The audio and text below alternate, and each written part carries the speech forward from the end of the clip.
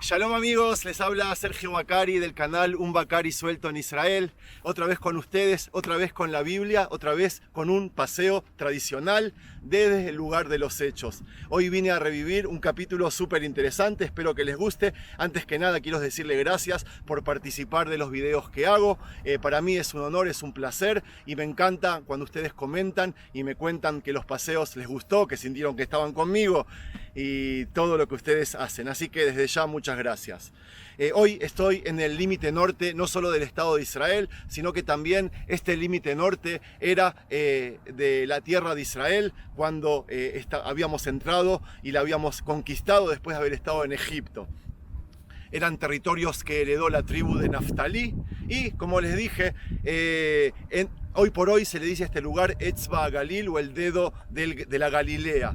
Estamos rodeados por el Líbano y ahora les voy a mostrar aquí a mi derecha está el asentamiento más nórdico del lado oeste del país llamado Metula. Lo que voy a hacer hoy, voy a hacer esta tierra de Naftalí, estos territorios de Naftalí, como ya les conté en otros videos, fueron bendecidos por mucha agua. Todo lo que van a ver aquí alrededor mío son tierras fértiles me está siguiendo la cámara. Son tierras fértiles que bajaban muchas aguas, tanto de los lugares elevados como manantiales que hay debajo. Enseguida van a ver el color que hay en todos estos valles, que abundaba el agua. Los territorios que había heredado la tribu de Naftalí, como ya les dije en otro video, que después se lo voy a volver a mostrar, eran abundantes en riquezas naturales. Lo que ven ahí detrás mío, lleno de nieve, es el Monte Hermón, que también hace un par de semanas estuve ahí y se los había mostrado. Pero todavía no les dije dónde estoy. Estoy en un tel, en un monte, en una colina que se llama Abel Bat Maacá. Abel Bat Maacá era una ciudad importante en tiempos bíblicos, en tiempos de reyes. Me estoy refiriendo a la época del rey David. Si las tierras fértiles, los valles fértiles están abajo, en las elevaciones están las ciudades importantes, y si bien cerca de acá estaba la ciudad de Hatzor, aquí estaba Abel Bat Maacá, como les dije. Y lo que quiero hacer es revivir, entre otras cosas, la rebelión de Sheba ben Bichri. Sheba ben Bichri fue una persona que se le rebeló al rey David, quien desde aquí mismo hizo depresión, arruinó la rebelión de esta persona en este mismo lugar. Vamos a empezar a pasear, les voy a mostrar el lugar. Los paisajes son hermosísimos, ya lo van a ver, y espero que junto con el relato que yo haga salga un video lindo como estamos ya acostumbrados. Vamos. La ciudad de Abel Bat Maacá o Bet Maajá en la que estamos no aparece mucho en la Biblia. Para quien sabe hebreo, este nombre le sonaría muy raro y supongo que le gustaría saber su origen, pero juro que no encontré nada y agradecería si alguien sabe para que nos ayude explicándonos en los comentarios. Pero lo que sí sabemos es que muchas figuras en el Tanaj se llamaron Maajá. La más conocida de todas fue la esposa de David, la madre de Tamar y Absalom. Pero por lo visto no hay relación entre las personalidades bíblicas y este hermoso lugar en el que estamos hoy. La historia más interesante relacionada con esta ciudad nórdica que le pertenecía a la tribu de Naftalí, como les dije, es aquella escapada de Sheba ben Bichri del rey David. Para ubicarnos un poco en el mapa, les mostraré dónde estamos exactamente. Aquí estamos nosotros y allí estaba la nueva capital de Israel, Jerusalén. 235 kilómetros de distancia que en vehículo a mí me llevó esta mañana más de 2 horas y a pie, en tiempos bíblicos, se recorría en una semana como mínimo. Estamos en el punto más alejado del palacio del rey y eso es importante que lo vean y lo entiendan para poder entender el resto del relato. Al poco tiempo que David logró sobreponerse a la rebelión liderada por su hijo Absalón, el rey tuvo que enfrentarse con otro desafío, con el viejo conflicto dentro del pueblo, con la separación entre Israel y Judá, entre los seguidores de David y los del anterior rey Shaul. Un conflicto que siempre estuvo latente y otra vez copó la atención del reinado. Esta vez porque David había nombrado cargos políticos y en especial a su ministro de ejército, a su sobrino Amsha ben Yeter, en vez del legendario Yoab ben Tzuriá. El rey quiso aprovechar el momento para fortalecer su estatus como rey de todo el pueblo, y no solo de la parte sur. Shaul jamás había logrado unir a todo el pueblo, y era la primera vez desde Moshe y Yehoshua que el pueblo estaba unido bajo un solo líder y bajo una sola bandera. David quiso cerrar brechas, esta vez de otra manera, utilizando política, pero por lo visto la grieta y la tensión entre los habitantes de Yehudá al sur y el resto del pueblo al centro y al norte era muy profunda.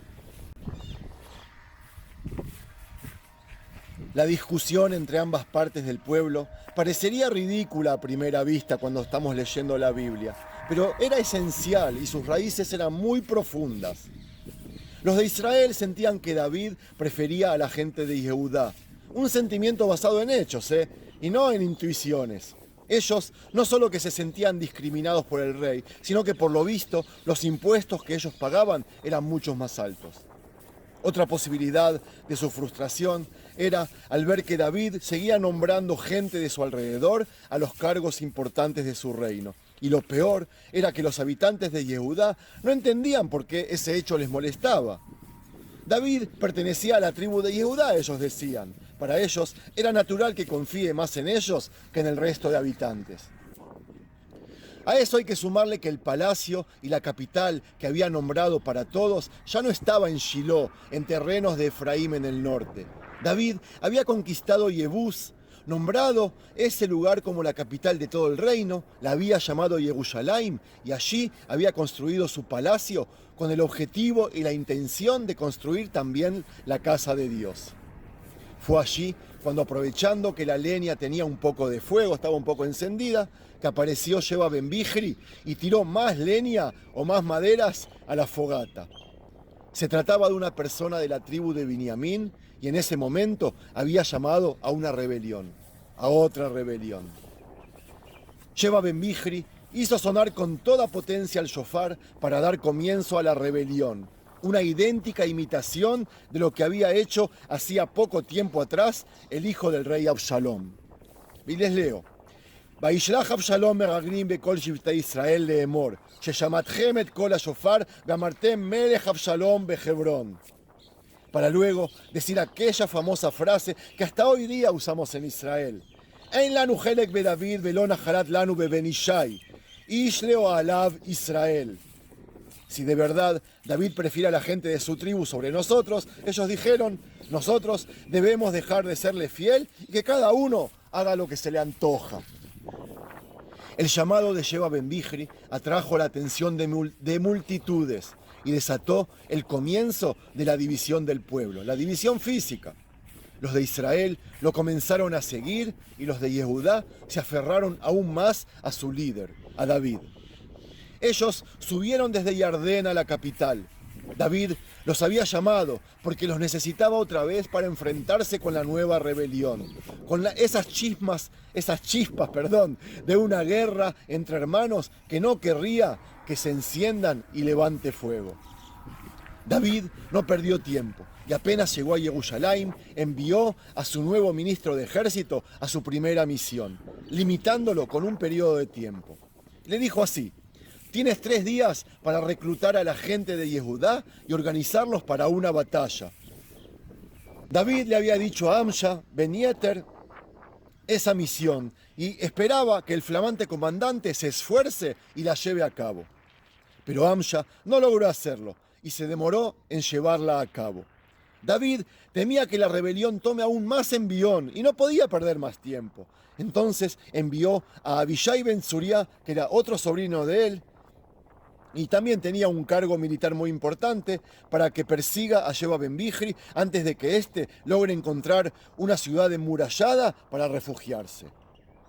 A la persecución se le unió desde el principio su hermano, el famoso Yoab ben Tzuriá, que había sido desplazado del cargo de ministro de ejército al haber matado unos capítulos antes al hijo de David, a Absalom, si se acuerdan. ¿Se acuerdan? A David le había ordenado no hacerlo y él, a pesar de eso, lo mató. Vestido con ropa de guerra, Joab se encontró con quien lo había reemplazado, Amsa, en Gibón, aquella ciudad que conducía a Jerusalén, desde Jerusalén hacia aquí, hacia el norte. Joab, con mucha astucia, dejó caer a tierra su espada y antes de levantarla, tomó la barba de Amasa y se la clavó en el abdomen. Por segunda vez en su vida, mató Joab a otro familiar de David, esta vez a un sobrino, el hijo de Abigail, que era la mujer del rey. Joab, por un lado, había mostrado su fidelidad sin límites hacia el rey, al ver que éste no había conseguido cumplir con la orden del rey. Pero Joab actuó con mucha crueldad y sin el permiso del rey, por lo visto, para heredar otra vez el cargo que él había perdido. Lo cierto es que ambos hermanos, Joab y Abishai, continuaron la persecución a toda prisa, una carrera contra el reloj, y llegaron hasta aquí mismo, al extremo norte de la frontera, a Abel Bet Maja. A pesar que parecía que la rebelión ya había tomado envión y se había desparramado por muchos lugares, al leer la Biblia nos damos cuenta que las cosas no fueron tan así. Muchos de los hijos de Israel quedaron fieles al rey y no le habían dado refugio a Ben-Bichri. Entonces este líder tuvo que huir hasta la ciudad más alejada de la capital, una ciudad sitiada por murallas y alejada al norte del país, a este mismo lugar. Pero por lo que leemos al final de los libros Samuel, tampoco aquí Ben-Bichri estuvo seguro. Amigos, yo siempre les digo lo mismo y les pido disculpas si les molesta. Pero estar aquí y leer este capítulo desde el mismo lugar es un privilegio, tanto para mí como para ustedes. Amigos, aquí estuvo Joab ben Tzuriá, aquí estuvo Abishai. Aquí debajo mío se pararon ambos hombres y comenzaron a aplicar su arma para derribar la muralla de la ciudad. La Solelá, no sé cómo se dice en español, que comenzó a golpear la muralla para derribarla, hizo sus ecos. Y en medio de los esfuerzos para atrapar a Ben-Bichri, se dirigió a ellos una inteligente, se la podría decir inteligente mujer de esa ciudad, que se acercó a Joab y le dijo: antes que comenzaron a sitiar mi ciudad, ¿no era más lógico que nos hayan preguntado a los habitantes de Abel Bet Maja si querríamos rebelarnos al rey de Israel o no? Nosotros somos personas pacifistas que le mantenemos fidelidad a nuestro rey. ¿Por qué ustedes quieren matar una ciudad madre de Israel? La frase ciudad madre, Ir Ve'em Be Israel, se refiere, supongo yo, a que aquí había una gran ciudad, una ciudad importante del reino, y no como las que habían alrededores, asentamientos más pequeños. Las palabras de la mujer llegaron directamente al corazón de Joab, y luego de una breve charla, la mujer le prometió la cabeza de Shva Ben-Bichri, la cual arrojará por encima de las murallas. Promesas de mujeres son promesas, y al poco tiempo se vio volar desde adentro de la ciudad, desde aquí mismo, hacia abajo, hacia la ladera de este monte, de esta colina, la cabeza de aquel líder de la rebelión, Sheva Ben-Bichri. Aquí, en esta ciudad rodeada de murallas, culminó otro intento de rebelión, esta vez por parte de Sheva Ben-Bichri. David volvió a reinar sobre todo el pueblo, Yehudá e Israel, y Joab a ocupar el cargo de ministro de ejército. Bueno amigos, acabo de terminar el paseo, espero que les haya gustado, les agradezco por haberme acompañado y como yo siempre les digo, si es que les gustó el paseo, el video, los paisajes y el material, no se olviden de, a ver, ¿ven este dedito para arriba? No se olviden de darle un me gusta y eso a mí me va a ayudar un montón para seguir difundiendo este proyecto para todos los amantes de Israel. ¡Shalom!